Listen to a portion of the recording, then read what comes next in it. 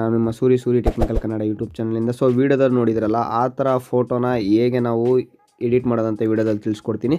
First ನಿಮ್ಮ ಮೊಬೈಲ್ನಲ್ಲಿರುವ ಕ್ರೋಮ್ಗೆ ಹೋದ ನಂತರ gemini.ai ಅಂತ ಸರ್ಚ್ ಮಾಡಿ. ಸೊ ಸರ್ಚ್ ಮಾಡಿದ ನಂತರ ಫಸ್ಟ್ ಬರುತ್ತಲ್ಲ ಆ ಲಿಂಕ್ ಮೇಲೆ ಕ್ಲಿಕ್ ಮಾಡ್ಕೊಳ್ಳಿ.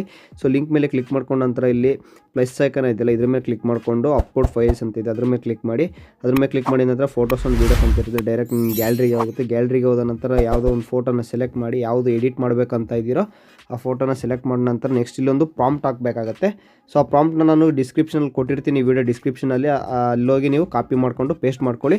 ಸೊ ಫೋಟೋ ಅಪ್ಲೋಡ್ ಆದಮೇಲೆ ಆ ಪ್ರಾಂಪ್ಟ್ನ ಇಲ್ಲಿ ಪೇಸ್ಟ್ ಮಾಡಿಕೊಂಡು ನೀವು ನೆಕ್ಸ್ಟ್ ಸೆಂಡ್ ಕೊಟ್ಮೇಲೆ ಏನಾಗುತ್ತಪ್ಪ ಅಂತಂದರೆ, ಸೊ ನೋಡ್ತಾ ಇದ್ದರೆ ಎಡಿಟ್ ಆಗೋಕ್ಕೆ ಸ್ಟಾರ್ಟ್ ಆಗಿದೆ.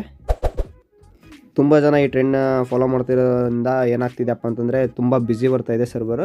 ಸೊ ಒಂದು 1 to 2 ಮಿನಿಟ್ಸ್ ತೊಗೊಳುತ್ತೆ. ಸೊ ಇದಾದ ನಂತರ ನೀವು ಇನ್ನೂ ನಮ್ಮ ಚಾನಲ್ಗೆ ಸಬ್ಸ್ಕ್ರೈಬ್ ಇಲ್ಲ ಅಂದರೆ ಸಬ್ಸ್ಕ್ರೈಬ್ ಆಗಿ. ಸೊ ನೋಡ್ತಾ ಇದ್ದೀರಾ ಎಡಿಟ್ ಆಗಿದೆ. ಸೊ ಈ ಥರ ನಿಮ್ಮ ಫೋಟೋಸ್ನು ಕೂಡ ಎಡಿಟ್ ಮಾಡ್ಕೊಳ್ಳಿ. So thank you.